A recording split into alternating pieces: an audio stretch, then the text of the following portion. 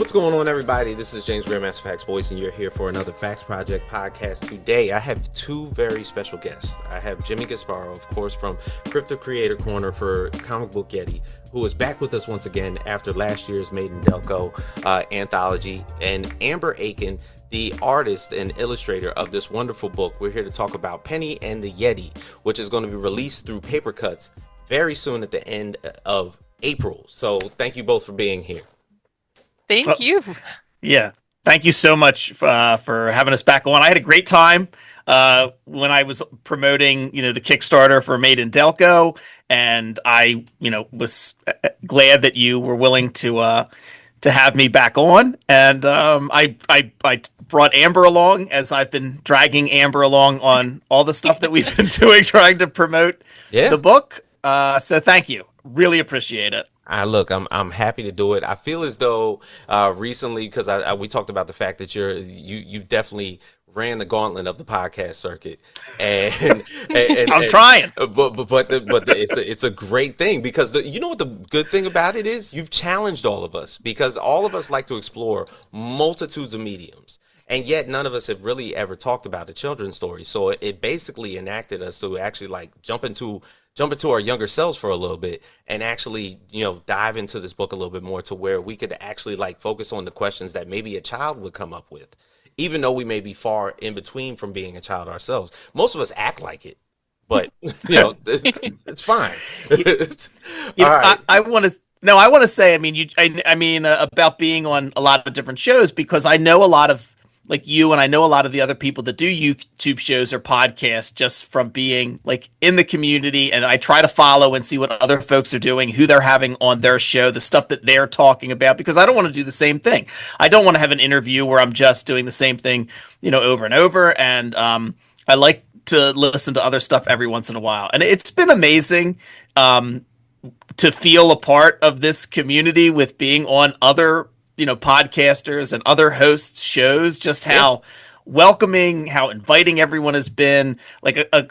Even some folks who have been I don't know if this is going to be right, for my audience, but then we go on and for 40 minutes, we have a really wonderful conversation about comics or about parenting or about whatever it might be. It has been unbelievably heartening, and to really feel like a part of this community doing all the press for Penny and the Yeti. That's excellent. So let's talk about that. So I guess I could curtail this to you, Jimmy. What was the original spark? Obviously, that's more than likely the question that led a lot of us to basically introduce ourselves to the book. What basically triggered inside of Jimmy's mind that created Penny and the Yeti? I've seen a lot of social media about it, but of course, I want you to tell this story again. I've heard it began from a small idea. And how it basically evolved into a full graphic novel is another thing. Yeah. So the idea started from I have two kids, Charlotte and Penny, and so there's a real life Penny, and it was 4 years ago, which is wild to think about, that it's been 4 years. Because I still remember I was putting her to bed. She was 5 at the time. She's now 8, and I think my wife hates that I do this, but I think it's really funny when you talk to adults, or you talk to kids like they're adults. I don't like to talk to kids like they're kids. I don't know. I think it's funny. And I was talking to Penny, and I was like, "Oh, you have any big plans for the weekend or for the summer?" And she's like, "No, I don't. What do you mean? What are you talking about?" Right. I'm 5. And then she asked me, she goes, "Do you have any big plans?" And I'm like, "No, I don't get a summer. I still have to work. I got to go be a lawyer for the summer, like I do every day." And I'm like, "What? Why? Do you have any ideas? What should I do?" And she said, "You should write a story," because she knew that I was trying to write. I was trying to write more. By that point in time in 2022, I'd been published in maybe only 1 or 2 anthologies. Yeah. But she knew that I was trying to do it, because she'd see me with my notebook, and she's like, "What are you doing?" And I'm like, I'm writing something. I'm writing a story." And she knew about Comic Book Yeti, because I'd been doing Comic Book Yeti stuff for about a year or so at that point. And so she's like, "You should write a story." And I'm like, "Great, I'll write a story this summer. I'm trying to write more. What should I write about?" She goes, "You should write about a Yeti." And I said, "All right, well, if there's a Yeti, there's got to be a Penny." And so we just talked. I'm like, "Well, let's think of how you write a story. What do they do?" Mm-hmm. And I suggested, like, well, why don't they go to the diner? Because Penny loves going to the Brandywine diner near us. She calls it the shiny diner because the outside is all chrome. It looks like one of those old throwback South Jersey, diners. I know what you mean. Yeah. So Great she food, calls by it the way. great food. Great food. And she calls it. I could talk for the next 4 hours just about my favorite diner food. But she calls it the shiny diner, and so I'm like, all right, they go to the diner. We come up with this kind of idea that Penny and Yeti go to the diner, and Yeti doesn't like what they have in terms of food, and Yeti gets upset and like stomps, and it cracks the diner, and Yeti runs outside, and Penny's got to go outside and talk to the Yeti about it's okay to have like these big feelings, but we got to figure out a better way to deal with them.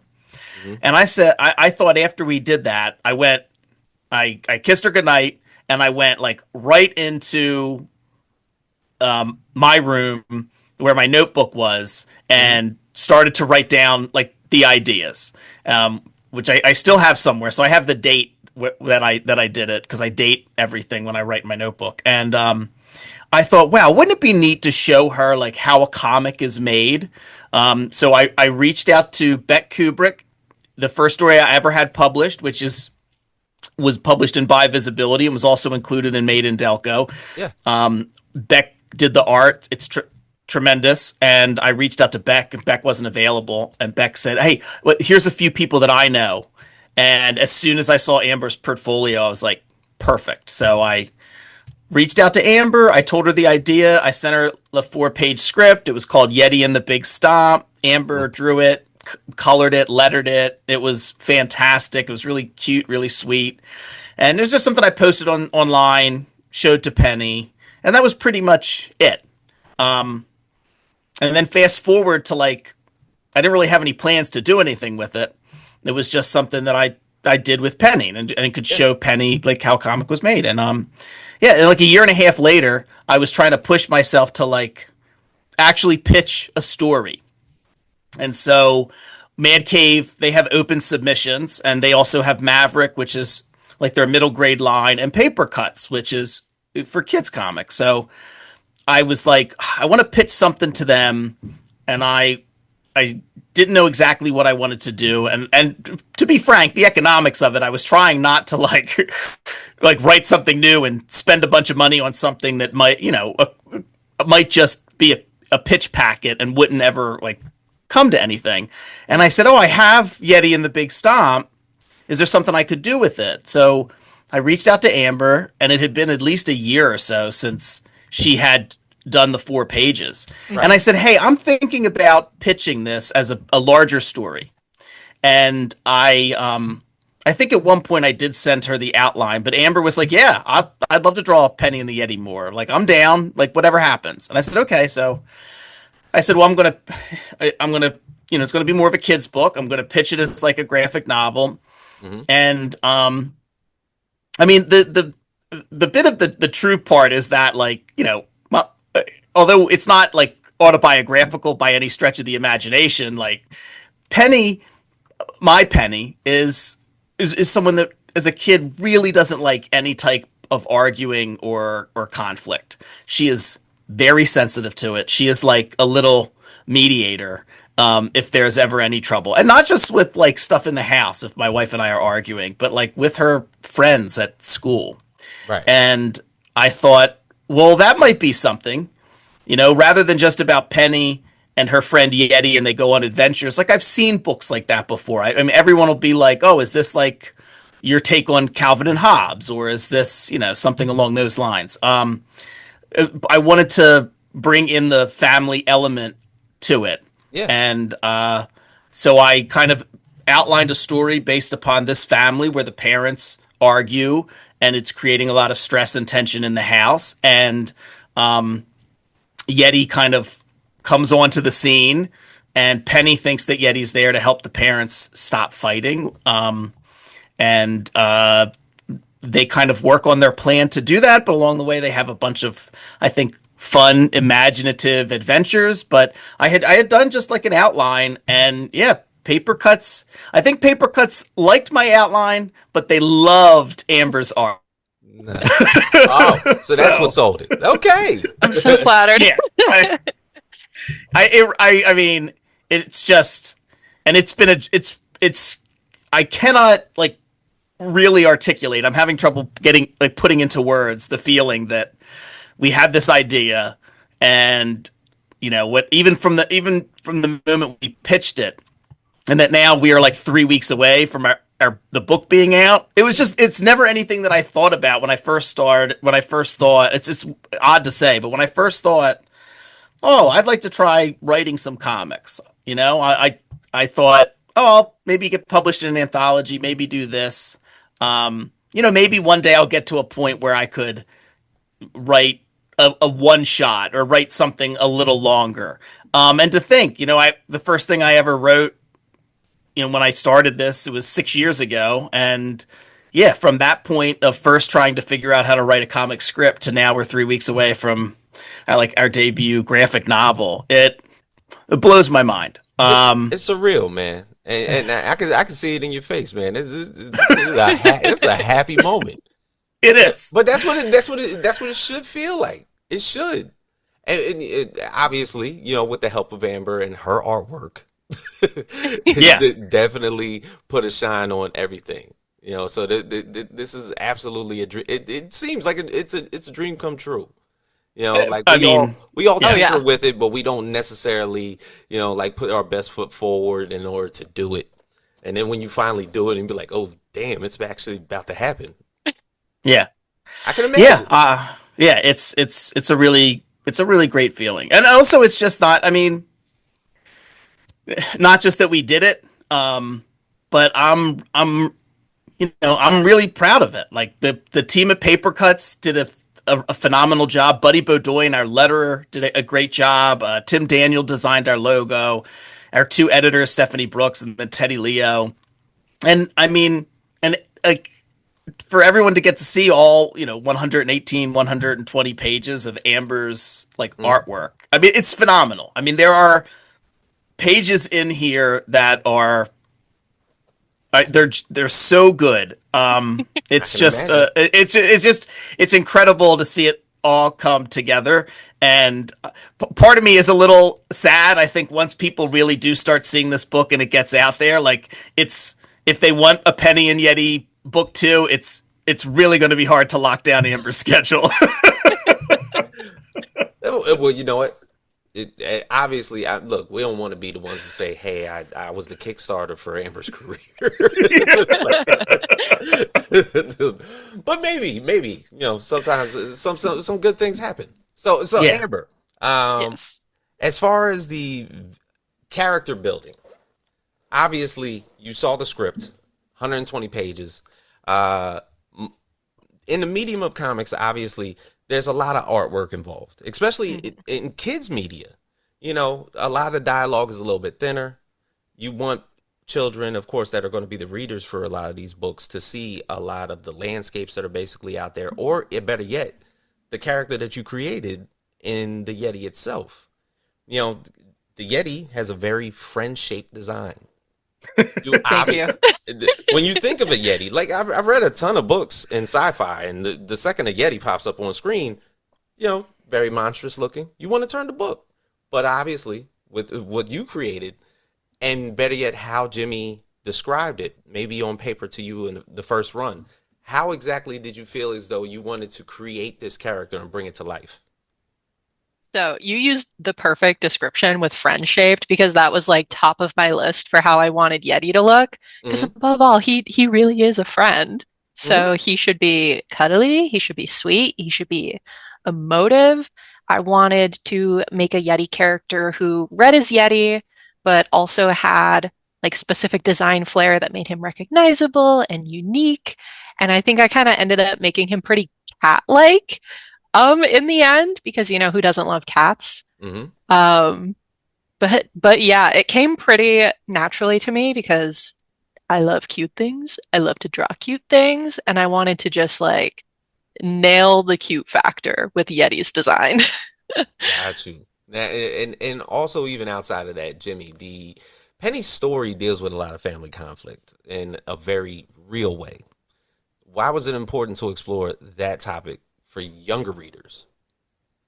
Well, I think it was something that I witnessed, firsthand, like just seeing how kids deal with conflict, not necessarily like parents, going through a divorce, but just like that type of fighting, that type of stress and tension in a household. And it really, a lot of it was born out of conversations that I have with my friends. That's, as we all started having kids, and then as we got older and now have teenagers, that like a lot of times we don't, as parents, unfortunately, sometimes we don't realize how the arguments we have with our spouse or partner, it can affect everyone in the house. And I know that sounds like, what do you mean? Of course it affects everyone in the house. But sometimes you get so entrenched in patterns of behavior that you don't realize Yeah. like the effect you're having, especially on kids. And it was something that I don't think I've always seen, that I've seen dealt with. I've certainly seen the aftermath of divorce and how kids are kind of dealing with that, but I didn't think I had seen quite this thing before. And I thought there was an opportunity to kind of tell a story that I thought would be maybe helpful to kids who are going through something like this, or to help other kids who to empathize with maybe their friends or classmates going through this. I thought it would be a good book for parents to read with kids.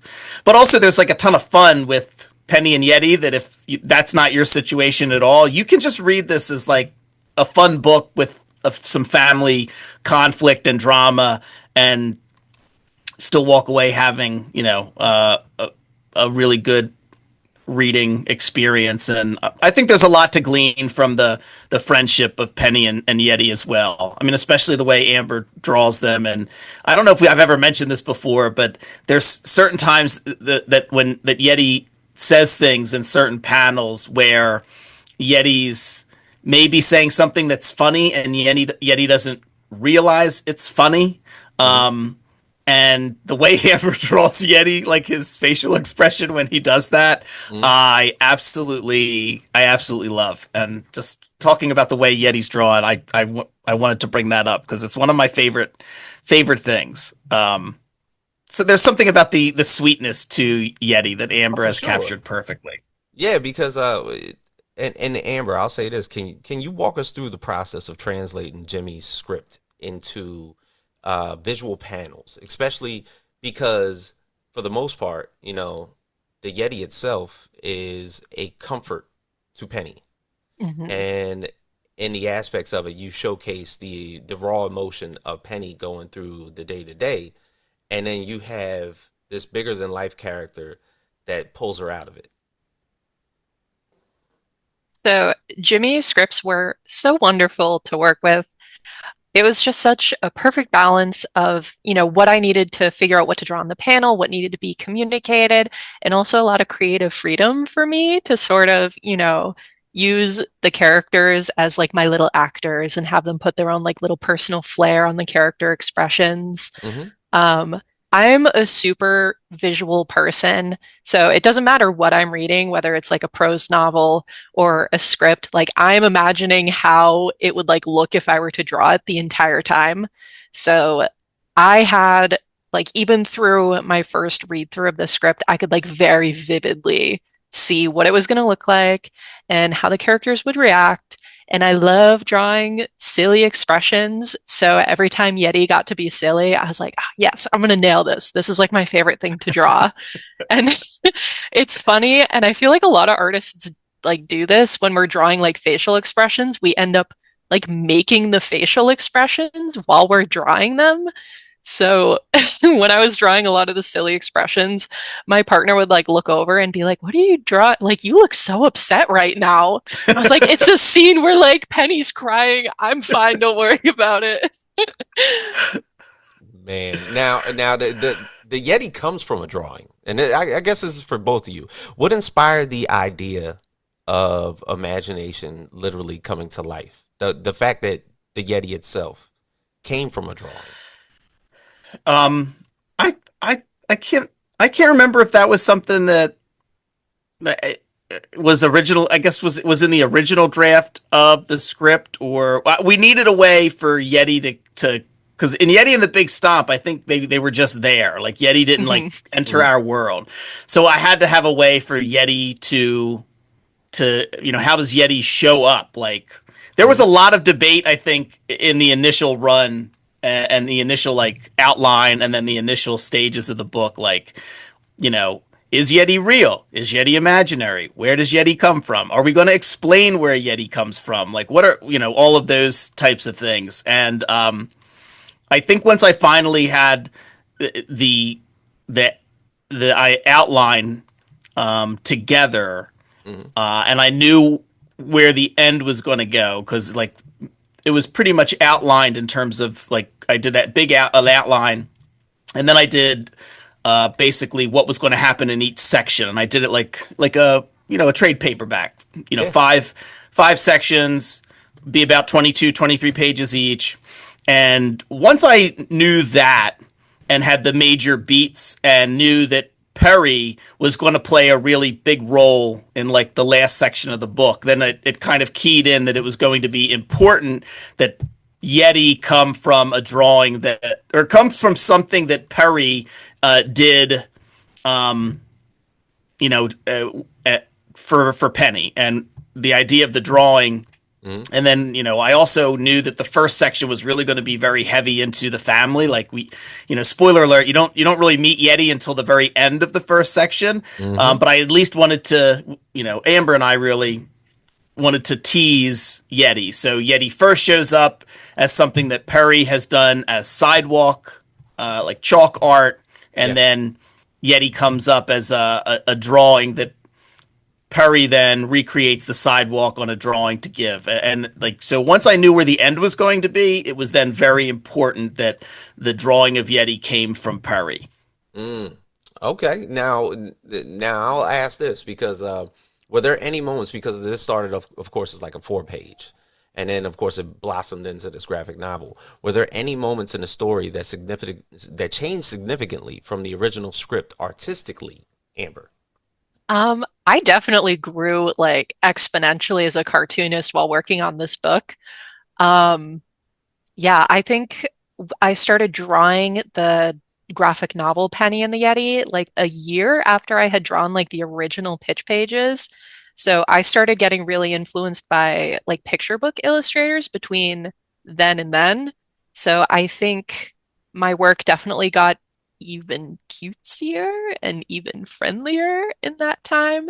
And Hmm. then I can really tell like my art really shifted, maybe not improved, but changed over the course of the book. Right. Um, so I feel like my art style really just like naturally developed from drawing the same characters and the same scenes over and over again. Mm. Now, Jimmy, Yeah. in the book, especially with Penny itself, how did you balance humor and emotional depth while writing scenes about Penny's parents arguing? Hey, Penny. Amber, and that's James. They can't. Penny! They can hear you, but they We can't. You we can can't hear hear you. them. Sorry, It's sorry. okay. Penny pops in from time to time. The real Penny. Yeah, Like, exactly. you It's go to good to bed. see her. Good night. Um, Sorry about that. Yeah, no, She pops in. we see the book sometimes as kind of like a roller coaster. Like you see, Yeah, there's a lot of peaks and valleys in it. So yeah. so you're balancing humor and emotion when the writing scenes are happening between Penny's parents arguing. I mean, a lot of that. Stephanie Brooks, our first editor on it, was really mindful and really helpful when we would talk things through sometimes to make sure that there was that balance, that we never went too heavy on the parents arguing, that we found a way to lighten it up. And that was either in the writing, like in the script, in what was going on in the dialogue, but also in with Amber's artwork. We that's the good thing about it, that is that because Amber's art style really lends itself to a more whimsical style, where I felt like the story would never get too dark or too heavy, because it was always kind of lightened up by the art. So, in Hmm. order to kind of strike that balance, we were very mindful of it. We never wanted the book to seem too dark or too sad or too scary if it was like really younger readers in terms of the parents arguing.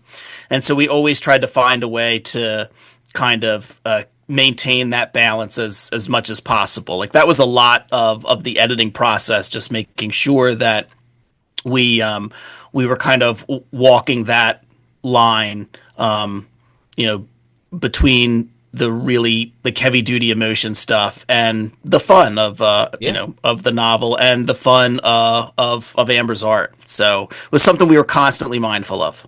Now, Amber, was there like more lots of back and forth revisions, or just things flowed naturally in creating this? Um, I mean, it was both. It flowed really naturally, and I always got really like helpful, solid feedback that definitely like improved the artwork. I was also very mindful of like making sure the tone was like perfect. Yeah. When I was drawing the art and matched the script, it was a lot of like character facial expressions, staging, how I like set up the panel composition, who is the focus of this panel.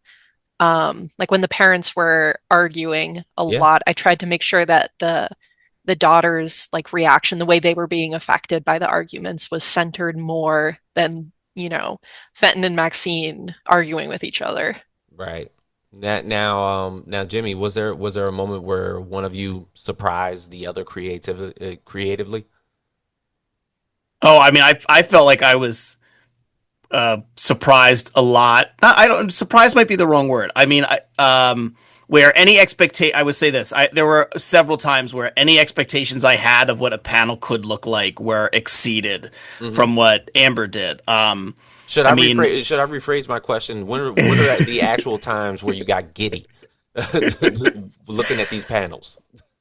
yeah, that's fine. The library scene was, I thought it was going to be, I felt bad. I thought it was going to be a really tough thing to do. And maybe, I said, like, write the script. Like, Amber, I don't know if this is too, if you can do something like this, but here's what I was thinking. And the library scene where Penny walks Yeti, like, through the library, that, like, blew me away. I mean, I was like, giddy.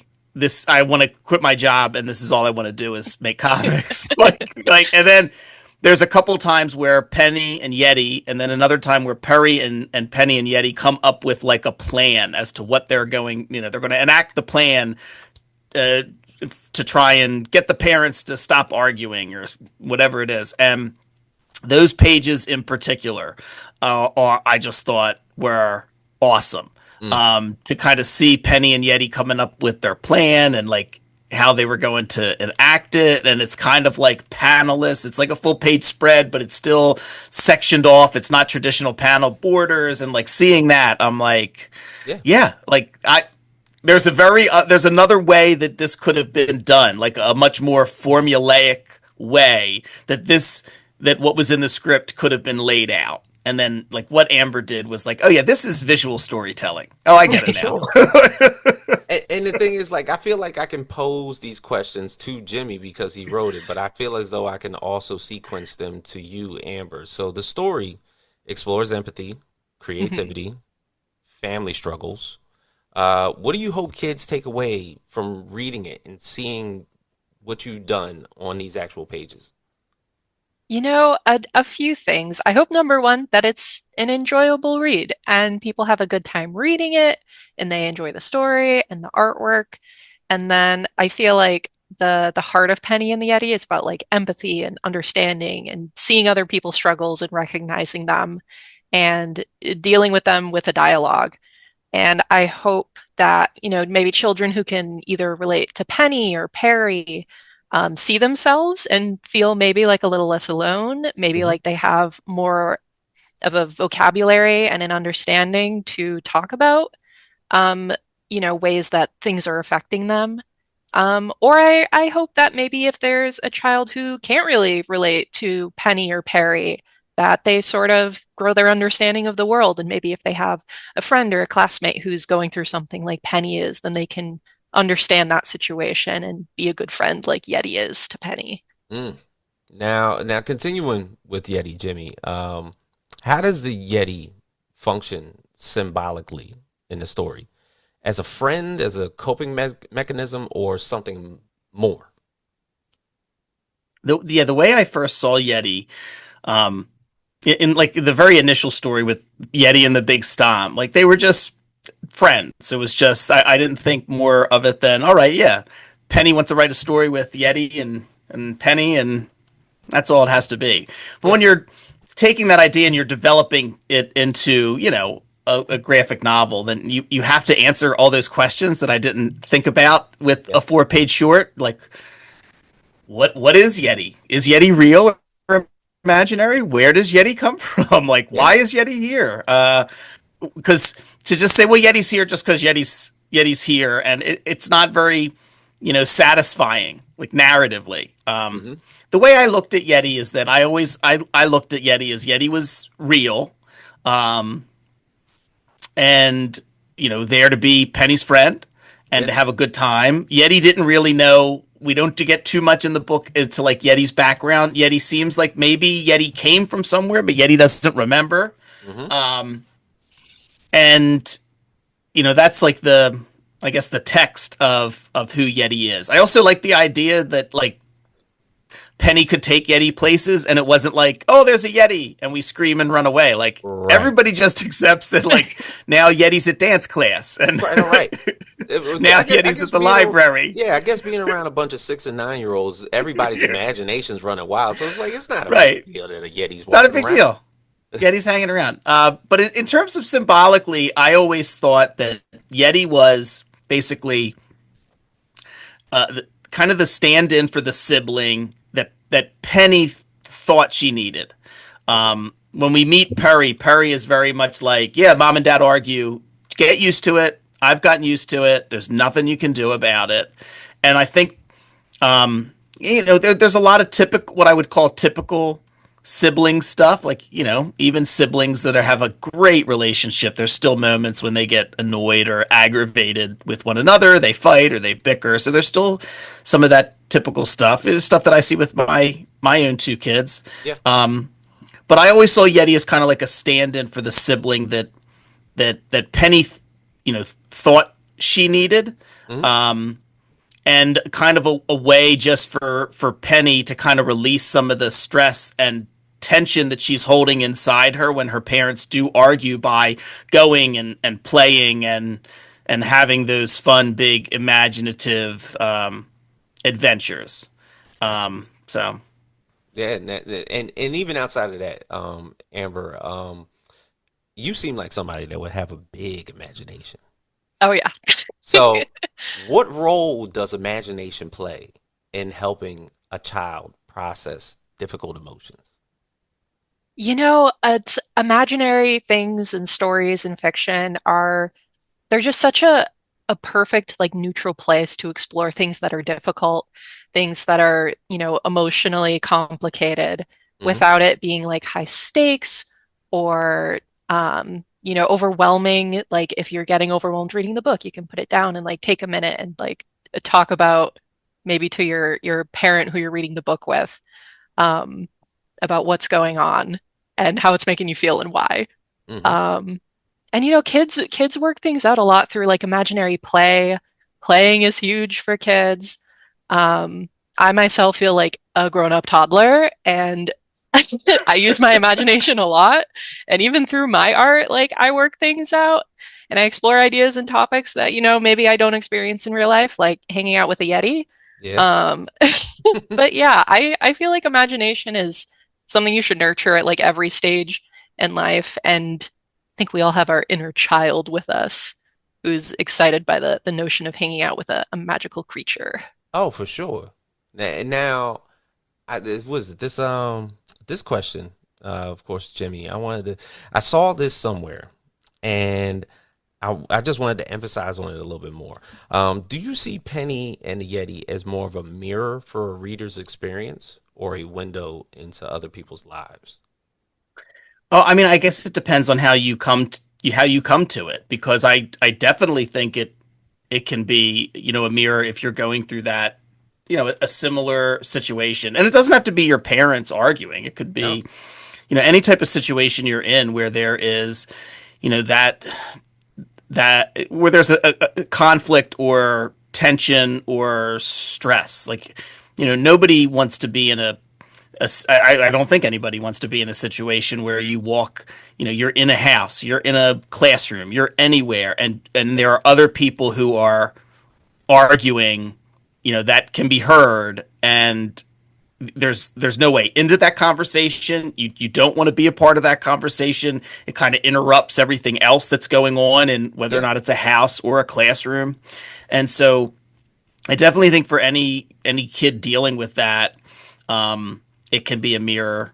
I also think for parents, if parents are reading this when they're with their kids, I mean, there's certainly I've certainly had a few of my friends read it and said that they felt that it spoke to them in terms of some of the arguments that Yeah. they've or conflict that they've gotten into with their partner and did not realize There's other like people you around. know that's how I look from the is that how I look from the outside? Is that what it seems like? Hmm.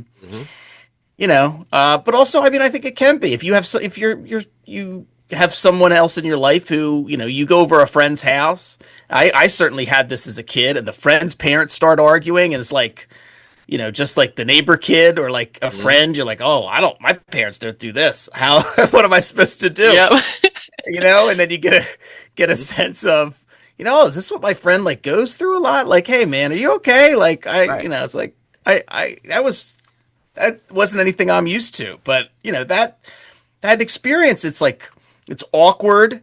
Hmm. If you're someone coming into that situation, like if you're a friend coming in and your friend's parents are like Fenton and Maxine and they're arguing in front of the kids. Like I've been in that situation as a kid, and that's like you have no idea what to do.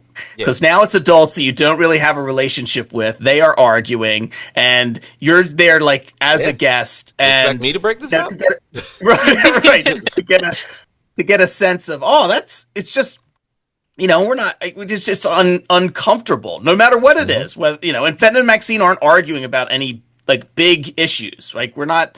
This Right. is not a situation where we're talking about you drained our bank account or whatever it might be. Like they're arguing about the littlest things. They're two people who are really have gotten to a point where they both seem to have very like little to no patience with each other. Hmm. But then there's also moments when everyone's getting along and everyone's laughing, and you see the roller coaster, inside the house, and I hopefully start to get a sense of Penny as a kid, not understanding like what's going on, maybe wanting some more stability, and also not really she the book opens with her telling her dad like just say you're sorry and everything will be fine, and like coming at adult arguments at that level Yeah. and not really having the words to say like this really upsets me. Like you see her getting upset, but it isn't until a little later and then really throughout the book eventually with Perry's help that she's kind of able to articulate and just Yeah. express it to Fenton and Maxine. Yeah. Because usually, well, I might be spitballing, but usually 9 times out of 10, the first emotion that a child, a baby sees is just joy and happiness. So you can imagine when you see the other side for like the very first time and you're trying to figure it out, like exactly what sadness and anger are depicted as, is like, what is this? It's foreign. And so Yeah. imagine like even later on down the line as a kid, you see a lot more happiness and joy than you would see anger in some instances. And yet, once again, when it's brought out to the light, you see in that firsthand, especially in your own home. Hmm. It's like I can't even escape this. Like I could try to close my door, but I can still hear it. And Yeah. that emotion alone is probably jarring to somebody who's only been on this earth maybe around 5, 6 years. Yeah. Yeah. Yeah. I mean, I agree. And, you know, uh, I know it seems like can be a heavier topic, but I don't know. I guess that's part of the reason why I think this book is, I know I'm the author, and but I do think we worked really hard to kind of walk a very tight rope in terms of telling a story about a realistic family and Mhm. also like a big fun Yeti shaped adventure. Yeah. You know. I'll even get into this because Penny's sister Perry, she creates cryptids. And how important is that creative sibling relationship to the story, Amber? Um, so I am an older sister, and I Ah, so I like related to Perry throughout the story. You know, she draws, I draw. I was an older sister. My younger sister actually helped me flatting the book, so that like sort of ties in the sibling dynamic even more. Um, yeah, I think the sisterhood between the two girls is it's so important to the story. Being an older sibling, that sort of relationship you have with your sister, your sibling, like they're the only person in the world who's had like they know like kind of everything you've gone through. yeah. And we have the same set of parents and like we can talk about our experience as kids. And yeah, I think Perry is definitely, and I'm not just saying this because I'm an older sister, she is so integral to the story. And her sort of like character development and her relationship with Penny is just, I think, like the heart of the story. Mm. Now, if and this is hyperbole because we don't know if this continues. Of course, if Amber is available for any more of this. So if the Yeti came from a drawing, does that open a door for other creatures in future stories? I mean, that would there's a lot of cryptids out there. Who's A to lot, say? lot, a lot of other characters. See? Yeah, yeah. I would like that. Well, we were talking about some of my other favorite panels just to talk a little bit more about the book. But one of my other favorites is when Perry actually lets Penny and Yeti into her room, and we get to see all the like if Am like after um comic drawing, I think Amber has a second career as an interior designer because the way she designed all these kids' bedrooms and the house is great. Because like none of that's in the script. I was just like, yeah, it's her room. She likes cryptids. I don't know. And like Amber, you go into like Perry's room is awesome in terms of Yeah. all the stuff in it. It made me feel And bad for yeah, what my room looked like as a kid. I tore magazine pictures out and just taped them to my wall. That's all I yeah. did. Yeah, I was drawing bedrooms that I would have loved to have as a Ah, kid. there you go. There you go. Living my Although, dream one yeah, way.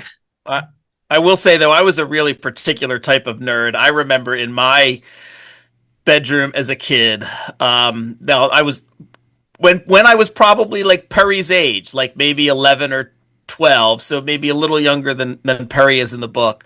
My Most of the wall space in my room was taken up by a giant picture of the Star Trek Enterprise from Star Trek The Next Generation, the NCC 1701D, and it had a phaser beam that when you plugged it in would glow neon red. That's Which wow.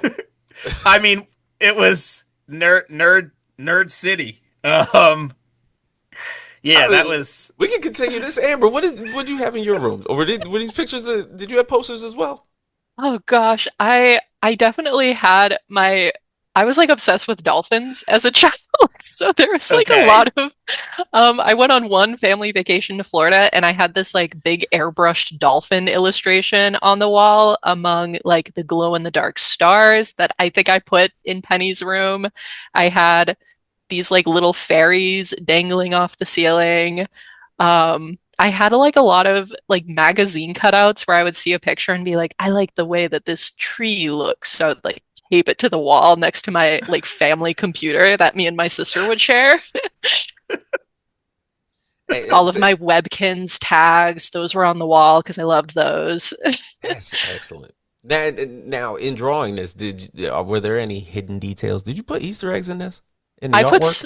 so many. There's actually quite a few that are just like for me and my sister, like references to our childhood. No Do one else in the tell. whole world will get them. Do tell. Um, those stars on the wall, those were in our childhood bedroom. And Okay. when we took them down, the paint was faded behind them because they'd been there for like 20 years. Um, Okay. I drew a lot of stuffed animals. My childhood stuffed animal is actually in Harper's Playroom. The Very Mm. Hungry Caterpillar made a very low-key cameo because I love the Very Hungry Caterpillar. Um, I fully drew myself into the book at one point, like I'm in there. My sister's in there too. She's in the library Yeah. scene. That's amazing. Yeah. And I will say that just to we were talking about siblings and that Amber's sister, assisted her and flatted the book, but when towards the later part of the book when they're in the library, there's a mural on the library wall that's called Castleton, which basically turns into like a imaginative play area. Like it Yeah. seems real when they're in Castleton and they're playing. Mm. And so when they're playing with the other characters and action figures in Castleton, one of them says something mean, I think, to Yeti, and the character's sister says, like, "Shut up, Bobby. Bobby's my brother." So, You wrote that in? yeah. That's so good. I didn't know that until just now. So wait, did your brother get to see the book so far? Has he hasn't No, seen the book. So, no.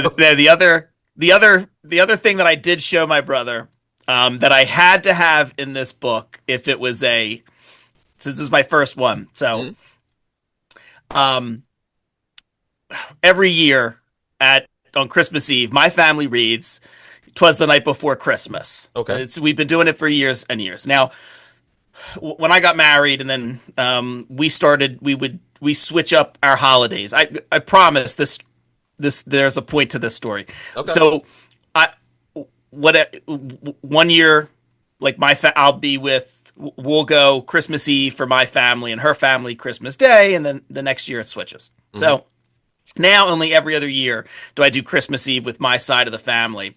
But we'll still read "Twas the Night Before Christmas." I have a younger brother, Bobby, and a younger sister, Desiree, and we have my parents have 9 grandkids because I have Mm. 2. My sister has 3. Bobby has a daughter, and he has identical triplet boys. Whoa. So he has 4. And about, I don't know, at this point, maybe 10 or 15 years ago, um, my parents came across a story that Bobby wrote when he was like Penny's age, when he was Okay. in the 3rd grade. And it's a story, it's very typical of my brother's personality, where him and 3 of his friends from school are going on a ski trip. Him and one friend are building a snowman. The 2 other kids tear down the hill and purposefully knock over his snowman. And so then the next day, the 2 other kids are building their own snowman, and my brother and his friend, they come down the hill and accidentally knock over the snowman. But very my brother's personality. If you do it to him, it's on purpose. If he does it to you, of course it was an accident. But he uses, every time the snowman is destroyed, he used like the sound effect sploosh. Mm. Sploosh. So about a decade ago, I started doing, every Christmas Eve I was there, a dramatic reading of, we just call the story Sploosh, a dramatic reading of it, where I yell and it's Mm. very animated. And so, if when Bobby and I got back into comics, like every time I see Sploosh in a comic, I would take a picture of it and send it to him. It's so well known in the family that when my oldest daughter Charlotte had an art project for school where they had to do like comic pop art as a project, she did this beautifully designed red and blue sploosh sign and and had it like printed out for my brother. Aw. So when we were doing this, the one sound effect that I knew I had to have in it was sploosh. So there is a panel where Penny and Yeti are playing in the snow, and they kind of jump into a big pile of snow, and That's the it's sound effect. yeah, it looks great. Buddy, I think the first time Buddy sent it to me, I'm like, you got to make the sploosh bigger, Buddy. It's very important. Yeah, and then my for Christmas, one of the things Sarah, my wife, did was she took a picture of that panel and she turned it into a sticker. So now Uh, I have now you stickers have those stickers to pass to out. give out. That's amazing. Look, the fact that both of y'all did something and the other did not know, that makes it even better. So now y'all gonna look at the book a totally different way. Yeah, I'm gonna watch. I'm gonna read it with a much more careful eye. Absolutely. So, all right. So, let's take into consideration the project. Of course, is finished. It's about to release. Uh, what did the both of you, and I'll start with you, Amber. What did you learn from making this book that you'll carry into future projects? I learned so much from making Penny and the Yeti that it's like genuinely unfathomable. I This was by far like the biggest, longest project that I'd ever worked on. I think my skills as a cartoonist like really truly grew like more during the development of Penny and the Yeti than like 4 years of art school. Yeah. Especially since it was a project I cared so much about and I wanted it to be like the absolute best it could be. Um, do my best work. I feel like with every like challenge I faced, I like impressed myself. I was terrified to draw that library scene double page spread. And now it's like my favorite page of the He entire said you book that killed it. I'm excited for people to see it. I'm very hyped. Um it's I will like carry everything from like working with a writer, reviewing a script, thumbnailing, penciling, every step of the way. I feel like I learned something. Excellent. Excellent. Jimmy? Yeah, I think I learned a ton, just about how the whole process works in terms of working with another company to make, a comic book. Like just like everything that goes into it, all the decisions. Like there's a lot of the economics and the business side of comic books that I learned. I mean, I still feel like I have a ton to learn, but I Yeah. learned a lot on this. My two biggest takeaways, though, one I think applies generally, and one is more personal to me. Generally, if there's something you want to do, I mean, do it. Like that. That's it. It's if you want to. How do I break into comics? Like there's not really one Yeah, there's answer. no They say, definitive oh, answer. yeah, it's not helpful. How do I break into comics? Like just make comics, but that's what you have to do. Like if you want to be a writer, you have to write. And look, some people say like write every day or do this. I don't know what the right answer is to that. But if Yeah. you have to write at some point and you just have to do it because more so than anything else, more so than natural talent, more so than what you've learned in a classroom, I think the number one thing is perseverance. Just keep at it. Unfortunately, people give up. People have other things that come along. If you want to do it, if you have a story that you want to tell, just do it. Start to get it down. Don't worry about that the first thing you write is like not great or that it's terrible. Just write it down in any way you possibly can. Just start with a sentence or an idea. I have a million things on my phone app. Just start. So if you want to do something, you just got to start and you have to start to do it. There's no better time than right now because there's people on YouTube, there's library books, there's a million ways for very little money if you don't have money A that lot you of can info. figure out how to do it. So that's number one, just in terms of general. Uh, I would say a general lesson. Personal to me, what I really learned about myself in terms of scripting something and working with an artist is I can't, and I think this was a problem I faced early on, kind of starting writing in my 40s and being used to my career and being knowledgeable like as a personal injury attorney and then coming into this world of comic books and then I talk to people who make them, but who am I to think that I could like make something? And I think I was very concerned in when I would write a script that somebody was going to tell me I was doing something wrong or that I didn't format it right or I didn't do this right or I didn't do that or you can't do like certain things. And I'm not talking about the basics of you can't have two actions in one panel. I mean, just that, I don't know, there were just things I was worried about. And you just got to throw all that garbage out. You got to be like, who cares? You just got to do it. And if you want to do a certain thing and you're not sure how to do it, put that in the script, or talk to the artist and just say, this is what I'm thinking for this panel. This is what I'm thinking for this page. Let's try and work out a way. Like, you can't be precious about it. I don't think. I think you kind of have to be a little.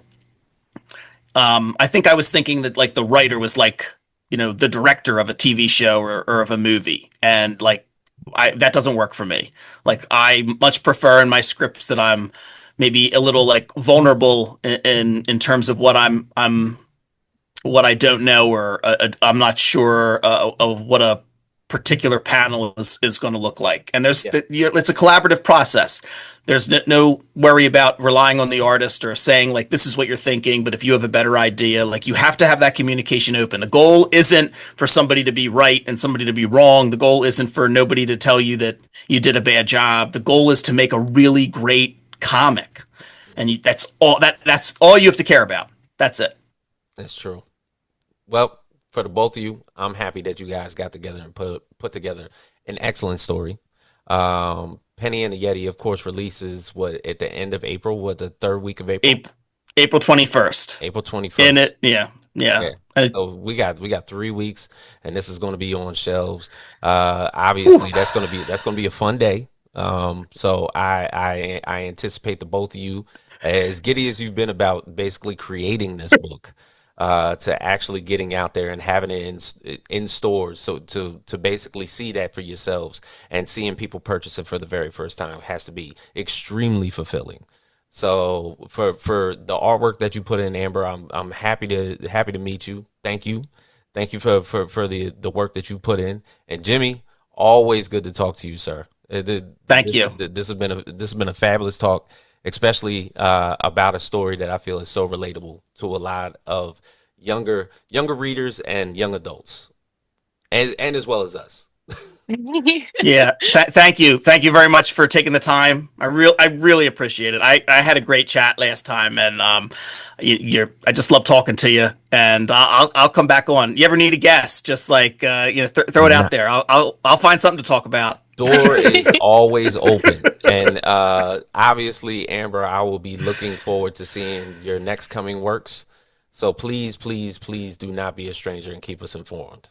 Thank you so much. It's been so wonderful. All right. I appreciate the both of you. Once again, of course, Penny and the Yeti is going to be released through Papercutz on April 21st. For all of us here at the Facts Project, myself, James Boyce, Amber Akin, Jimmy Gaspero. You can see him, of course, on Comic Book Yeti, Cryptid Creative Podcast, which, of course, dives into the same things that, of course, we all talk about, our love of comics. And for everybody out there, we will see you guys next time on the channel. We are out.